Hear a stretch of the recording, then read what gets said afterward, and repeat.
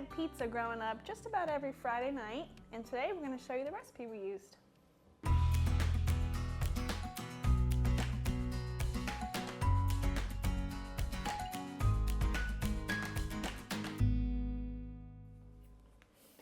To start off, we're going to put our warm water in a large mixing bowl, add the yeast and a little sugar.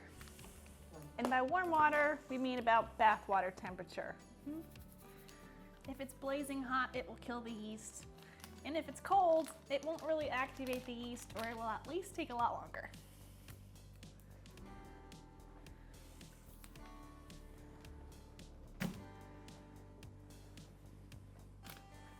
Give it a quick stir. And then let it sit for about 5 minutes and let the yeast activate. This is called proofing. This recipe does take a little bit of time, but it's not difficult. It's so easy, he could probably do it. You know, if he could walk and move his arms or do anything besides sleep. It's been a few minutes. The yeast has proofed. It's foamy now, so we're gonna add the rest of our ingredients to the bowl. We're gonna add flour, olive oil, and salt, and mix it all together.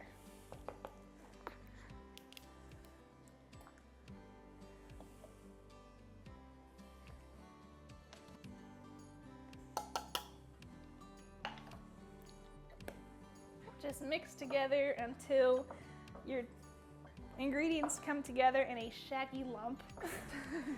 And then you can dump it out onto a floured countertop. And we're going to knead it for about 10 minutes. This will just help make it smooth and elastic, which is what you look for in a yeast dough. Kneading is basically the process of folding over your dough, pushing it out, fold, push, and that will just continue to work it until it becomes smooth and elastic. Add a little flour as needed to keep the dough from sticking too much, but try not to add more than necessary, or else your dough could become tough from all the extra flour. Using the same bowl that she mixed up the dough in, I'm going to drizzle a little olive oil in and just kind of swirl it around, coat the sides. This is what we're gonna let the bread dough rise in. I'm done kneading. I'm just gonna put it in the bowl and then turn it to coat it in oil. Cover it with a clean towel and let it sit for about an hour to rise. The bread dough's done rising.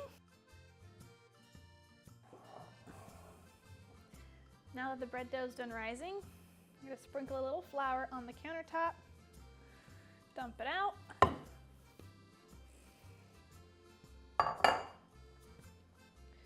Sprinkle a little on top. Just punch it down, get the air out. I'm gonna cut it into 2 equal pieces. These will make our pizzas.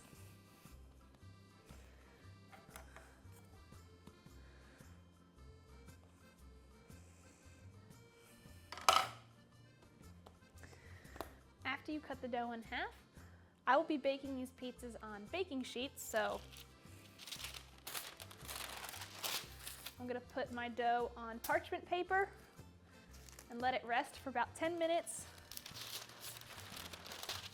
This will make it much easier to roll out, allowing the gluten in the dough to relax, thereby ensuring a smoother rollout process. I'll be back in 10 minutes. At this point, your pizza dough is ready to roll out and to use however you want.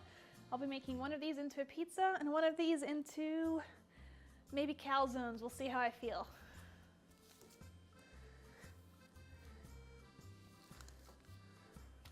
I've got my crust rolled out. I'm gonna add my toppings and then into the oven it goes.